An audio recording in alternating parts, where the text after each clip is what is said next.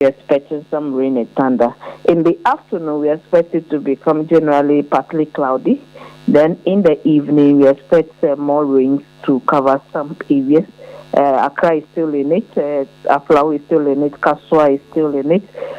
We expect some areas to have its whole Kuforidia. Moving to the north, we expect those of us over Sunyani, Techimai, Navongo, Nerilugu, Wa, to also have some rain and thunder in the evening. In terms of the state of the sea, we are expecting it to be rough, so fisher folks need to be extra careful. In terms of the water lake too, they are having these patches of rain and thunder clouds that are pushing in, so they need to be very, very observant. If the clouds are gathering and it's becoming darker, then they just have to back off. Our pressure conditions are still on the higher side, so they also need to be a bit careful so that the areas that will have the low pressures that the rainstorms will be forming, they can advise themselves and go back home. Lovely. Thank you so much, Felicity, for that update. Of course, if anything changes, we will connect with you. Yes, most definitely. We'll be doing the update at 11 a.m. So once there's going to be a drastic change, we will let you have it. Fantastic. Thank you so much. Have an amazing day, Felicity. The same to you.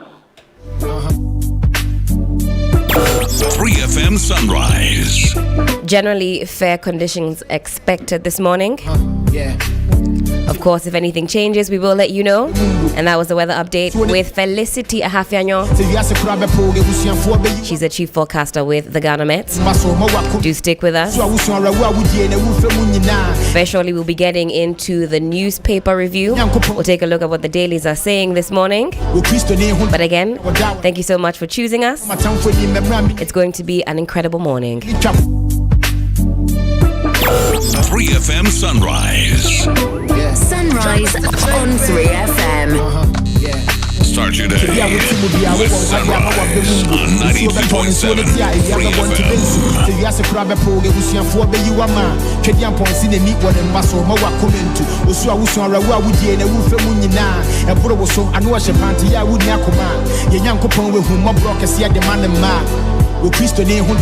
Well, this morning we're thinking about the cost of living. That's high up on our radar. Connect with us on our socials. We're on Facebook, Twitter, and also on Instagram. We value all your thoughts, comments, opinions, even your questions. Do keep them coming. We're hearing that Ghana has regained her top position as number one gold exporter in Africa, ahead of South Africa. Moody's rating has improved. Now, whilst inflation has gone up, it's generally lower than what we were experiencing at the top of the year, and in particular latter part of last year when things were very tight. Now, with all of these seemingly positive metrics, how is that actually impacting on your personal economy? We'll be examining this and so much more, but really we want to hear from you this morning. On the outside, the metrics look like they're improving. Are you seeing that same improvement in your pockets? Judith, are you feeling the impact? And good morning again. Good morning. I have a very special guest in the studio. It's a very special newspaper review. Tampico, how are you doing? I'm great, and you? I'm doing okay. These great metrics, are they having a practical impact on your pockets? Helen. Hey, dear. This matter, I don't even know where to start from. I don't even understand when they say that something is happening. I don't get it because I'm not seeing You're not seeing it. I'm not seeing anything. But we're number one in gold exporting. You're not feeling it? Moody's say we've moved from a C, what is it, AA3 to a CA or whichever number it is now. That's improved. For me, the biggest question is, how is that going to affect us in any way? Like, how is that going to affect our pockets, the Ghanaian pockets. See, but government is very excited about these metrics. They want us to know that things are moving in the right direction. But we'll talk about that some more as we progress. Judith and myself, we have a number of papers in front of us. We'll run through the headlines and then we'll take some details. The BNFT this morning has this to say: laptops should never replace textbooks. CSOs insist. Cite poor maintenance culture, limited electricity access, and also the cost. Rally more support for basic education. Of course, that's in relation to what the vice president is saying, that he's going to get students laptops. But we have to examine, is that the way to go? What are the cost implications? I was thinking about it, where are the children going to be charging up these laptops and all of that. But we'll get into that as we progress. Also on the front page of the BNFT, Allen unveils plans to stimulate economic growth. Inflation rises to 42.2% in May. We'll get into that. It's captured in page 3. Over 76,000 children aged 5 to 9 years engage in economic activity. Let's move on to the Daily Graphic. Road maintenance resumes to address inconveniences. We'll talk about that. WePower adds some 5 megawatts floating solar plant. Media regulation. Experts oppose more powers for NMC. EC sets October 3 for district level election. Farmer kills wife in front of their children. Very worrying. These interpersonal relationship violence. We're seeing a lot more of these stories, Judith. I don't know if you've cited that. A lot of romance murders, suicide. You cheat on me, so I've killed you, and all of that. But lastly, it's very appalling. We're certainly going to be taking some time out to also think about that issue and talk about it, so stick with us. Business Finder has this to say: restructure external debt swiftly. It has serious exchange rate implications. IFS speaking. Malcolm supports girl child education. We won't export green minerals in raw state. Judith, what do you have for us? Right, so from the Daily Guide, we say D-Day for Aisha Huang. Of course, today the High Court will be deciding whether the prosecution has proven its case against the Galamsey Queen. And so we also have... Aisha Huang is still in the system. Still in the system. I forgot about Aisha Huang. Apparently, totally. She's called Yasantwa in some circles. If you go to Kumasi and you ask for Yasantwa, it's also Aisha Huang. But I digress, Judith.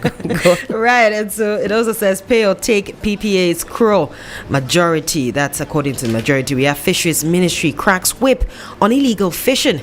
Well, I was at Cape Coast and Manford a few weeks ago. I don't know if this is really the case, right? Cracking the whip, but well, let's see what happens with that. We also see Opuni appeal judgment on July 3, and then 3 children burnt to death. We'll see what caused that, but well, a lot of burns are happening nowadays at marketplaces, at homes. It's becoming a big issue. That's right. Now, Daybreak says OSP demands access to ICUM's platforms.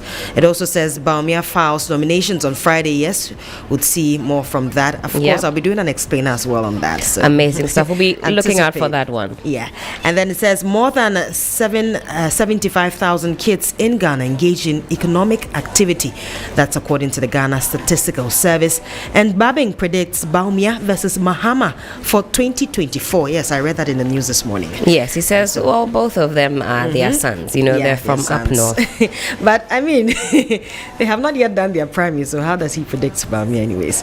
Let's move on. The business analyst says cocoa prices to be elevated in second half of the year. It also says inflation jumps to marginally 42.4% in May, and cost of borrowing to go up. Well, let's see about that. BLG warns Ghanaians against 97 illegal loan apps. This is an issue. I don't know if you've seen people. I've actually had messages from some of these loan apps saying, tell this person to defer their payment. One day I just told them that, look, I did not tell the person to send my name. Okay, so I know that some of what they do, some of the is that they'll get your contacts, and then when you default, they'll now message the contacts as a way of naming and shaming, exactly, with the hope that will get you to pay. It doesn't make sense. Well, some people, all their friends and family know that they are shameless and touching the quotes. And touching the good to cry. But it's something that we'll also dive into this morning. So stick with us. Yeah, right. It also says Mohammed's energy agreements cost over $320 million for unused power. That's according to Atachia. We move on to Supreme newspaper, and it says that NHIA pays 150 million Ghana cedis monthly in claims to health facilities. The lights shall continue to pay on. Or to stay on, that's according to Napo. And he's reassuring Ghanaians that the lights will stay on. And International Day Against Child Labor held. It also says Ayawaso West MP rolls out second phase of free driving school initiative for university students.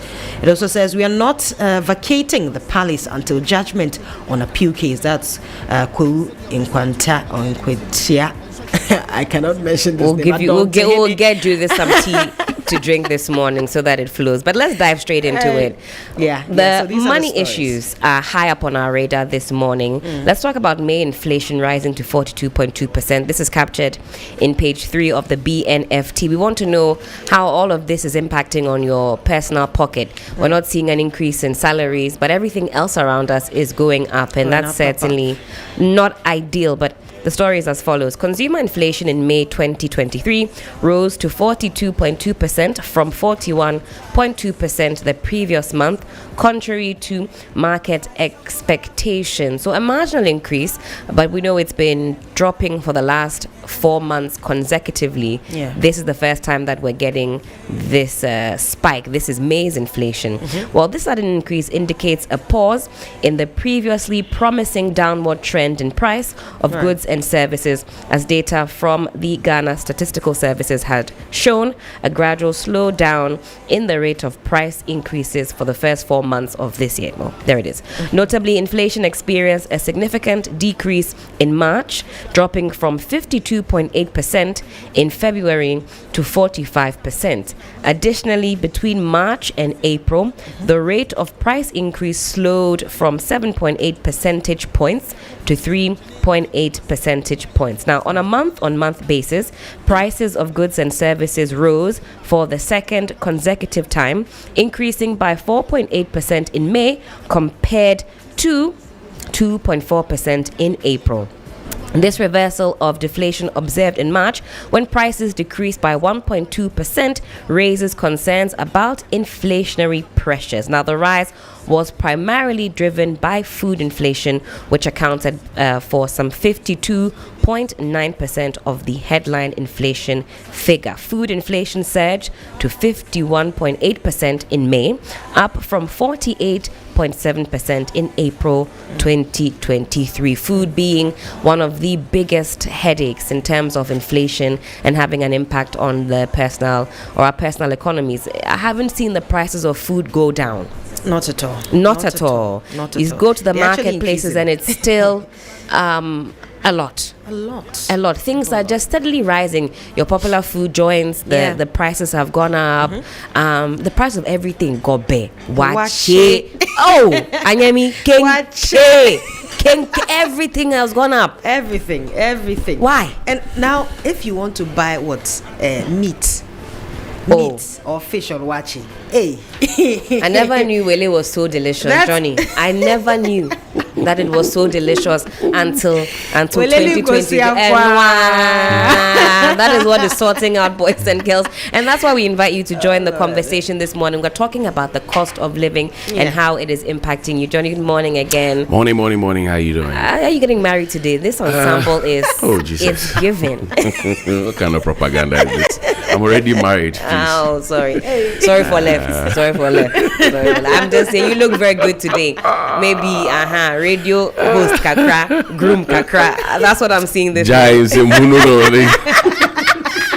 Let's move on. This one quite topical. I've seen a lot of reaction on social media. Laptops should never replace textbooks. Our vice president wants to give the students laptops, but there are some questions that need to be asked. Now, civil society organizations, CSOs, and policy think tanks operating in the education sector have kicked against government's intention to replace textbooks with laptops at the senior high school level. Now, the CSOs, including Africa Education Watch, EduWatch, Ghana National Education Campaign Coalition, and and the Civil Societies Organizations platform on Sustainable Development Goals (SDG), which represents over 500 organizations advocating spending efficiency and equitable financing of education in Ghana. What they're saying is that laptops can never replace textbooks, but only complement them. Yeah. That the textbooks are necessary.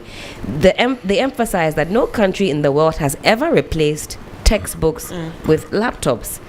Since there are challenges with using them, and in Ghana our challenges are even more amplified. Constant supply of electricity, we know we have a poor maintenance culture, and all of that. I think this is something that we have to examine. We can't just take these promises and run with them. We see what happens when we don't examine the source of funding even. How is government planning on funding this? Well, I honestly think that we need to pay attention to government's one teacher, one laptop project. How has that fared? Some of the teachers have paid but have not received their laptops. We do also know that the Honorable Esla Ekufu had said this before, that every child was going to be given a tablet. That's right. So if you look at the two promises in the past, one which was going to be for free for the students, and the other one which the teachers thought was going to be free for them, but later they had to pay. That's right. And then subsequently, this new one which is being said. Again, I will ask, what's the rush? Because even the textbooks, after we changed the curriculum for the children in 2018, coming into 2019, we have not been able to provide those textbooks for the children. The only excuse we give is that the textbooks are ready, they have been approved. We do not have money to print the textbooks. So if we have money to be able to procure laptops, why don't you channel the monies into producing the textbooks? Because we all know that there are schools under trees. We all know that we don't have 100% coverage of electricity in the country. That's right. We all know that we have internet connectivity issues. Nobody is asking or saying that we shouldn't digitalize, but let's get the internal processes right first, and then we can digitalize. This whole sloganeering thing is becoming too much, on a daily basis, and I don't think that it makes sense. I agree with that. It doesn't make sense. It doesn't make sense. My question has to do with what are our priorities. So like Johnny said, we don't have electricity coverage everywhere in the country. There are lots of schools under trees. But even more importantly to me, we even have issues of feeding in schools. That's right. That's right. Something as little as feeding. Today, caterers are fighting with the Ministry of Gender and the Ministry of Finance to just increase it by how much? They just want 3 cedis, 20 pesos. That's not even enough to buy our watches and our fact, they are even willing to come down to 2 cedis. Right. Yes. If government, but you see, and even that they are not allowing. I blame the caterers also, because if you listen to the conversations we had with them sometime last week, when they were insisting that if their monies were not given to them, they wouldn't go back to go and cook for the children. Well, hallelujah, the children are vacating today. So since the children reopened, they have not been paid. They have not been paid, and that means that the children have not received or benefited from any food from these school feeding caterers. But they also play politics with it, because at the last count, they said, they trust the minister to be able to deliver. Since that time, and up until today, have they received the payments? Why are they not calling out the minister who has spoken to them, who has told them to keep quiet? So this is how we hurt ourselves. We tend to love party more than we do the nation. That's right. And that hurts the main thinking behind most of these interventions. Because look, the school feeding program, now happy you brought it, is a major intervention to encourage enrollment, to encourage people staying in school, to encourage teaching and learning, and to encourage access and reach and spread in education space. So once you block the food, look at the damage that you have done. And once the children go out there, coming back may be a challenge, because they have been exposed to all manner of things. Galamsey, they're doing by day, child labor, they are fishing and all of that. And they can't even trust you because it's in and out. Yes, in and out. and they're seeing money. Yeah. So why would they want to surrender what would give them money, unfortunately? And they come and be with you, and then you are not even sure if you can give them the food or not. And even the quality of the food is questionable. I asked about protein the other time. One of the caterers said carrot, and he was mentioning carrot and green pepper and things like, yes, as protein, because he says that's because if they want to go and buy monko and domedo and things for the children, Charlie, but kusia baku cry. 3 cities. Well, we'll talk about that some more because government even promised one child, one chocolate. It was either hot chocolate or one chocolate child, bar. a chocolate bar. One child, one boiled egg. One child, one beverage, cup of beverage. All of these were promised. Too much sloganeering. Well, Donko says one journalist, one car. You guys know what to do. Let's move on to some other stories. I'm sticking with money this morning because it's of grave concern to all of us. And this one says restructure external debt swiftly. This is coming on page 2 of the Business Finder. Economic policy think tank, the Institute for Fiscal Studies, IFS, has advised a speedy restructuring of the external component of Ghana's public debt stock, since the external debt component has serious exchange rate implications and is the main trigger of the current macroeconomic instability. Addressing journalists in Accra, where the Institute communicated its review of Ghana's Extended Credit Facility ECF program with the IMF, economist and senior research fellow Dr. Boachi stated, "We believe that the restructuring of the external debt component of Ghana's public debt has not been given the urgency that it deserves." Well, it is urgent, but your external debtors are very different from your internal ones. You see, we've been going on a begging expedition. Yeah. Please. Well, I think that the external debt situation, if you look at the kinds of negotiations that are ongoing, to begin with, the president and his team had asked the diplomatic corps, some members of the diplomatic corps or community, to intervene. That's right. On our behalf. And they had told us what to do in order for them to be able to help us to do what we're asking of them. Okay, one of the things that the German ambassador, for example, said is that cut down the size of your government because your economy is small. We're a small country. We're bigger than you. Even us who have a bigger economy, who can take care of ourselves and lend to others, we don't have the size of government you have. So cut down the size of government. How many months again has it been? And has the president taken any? Has he used the same anger he was throwing his hands at the Mimpasem chief to do that? So as for the external debt situation, it's not like that our pensioners and our individual bondholders where you can give them a haircut even when they have not asked for it. Exactly. Because China is a very, very difficult negotiator. First of all, you have brought China into your forest to tell them that you have bauxite. Yes. They can mine to get aluminium. They can mine, and then you can give them Sino-Hydro deal, and then they can give. So you have told them that you have it. Their Chinese nationals have come and have seen our gold. They are mining it with the tacit approval of officials. Frimpong Boachi's report and many others. Aisha Wan is still in the news. They know that we have these resources. If you ask them to give you money, well, they will ask you, what am I getting in return? Because they know that you are poor, but you are not broke. If you are broke, then you are helpless. But they know that now temporarily you are poor, but Sikani they will be poor. Yes. It is how you have mismanaged it. Yes. So when you go to them, they will look at the future gain. They're looking at your oil.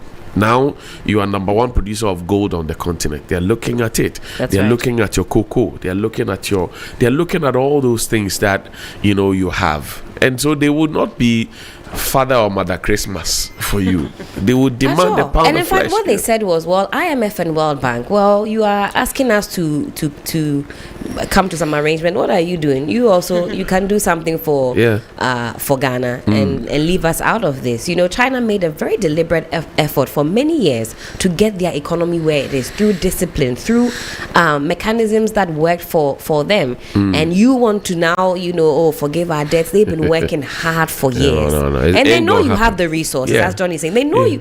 Like Johnny says, you are poor, not broke. That if you do the right things, your economy thrives. So they know that you have the capabilities. They don't want to give you a Christmas present. They've worked hard as well. They work hard. And more so, you're doing things that they won't do. You can't be doing the same things and expect a different result. It won't happen. It doesn't happen. It's not rocket science. So I'm sure all our Harvard and Yale and wherever they trained our economists, they know these things. And it's not as if we haven't told the government this. The Joe Jacksons, the Ken Thompsons, the Professor Lord Mensers, the Gachis, the Bokpings, the Peter Cortes, we have them in abundance. They have been saying these things over and over again, even including the MPP's own respected patriot Kwame Pianim and many others.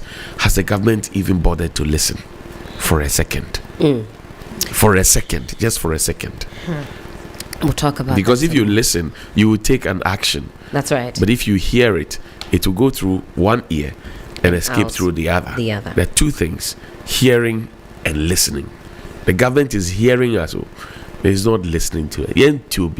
Hearing versus listening. Yesterday we put up a poll on our Twitter page, and very shortly we'll be making way for Johnnie to get his bite on. The government has declared the year of roads for the third time in this country. Has your community benefited from any of the projects? Well, surprise, surprise, a whopping 81% of you say absolutely not. There were hundreds of votes on this, and a lot of commentary. We'll get back to that as we progress, because this story has caught my attention. Page 20 of the Daily Graphic.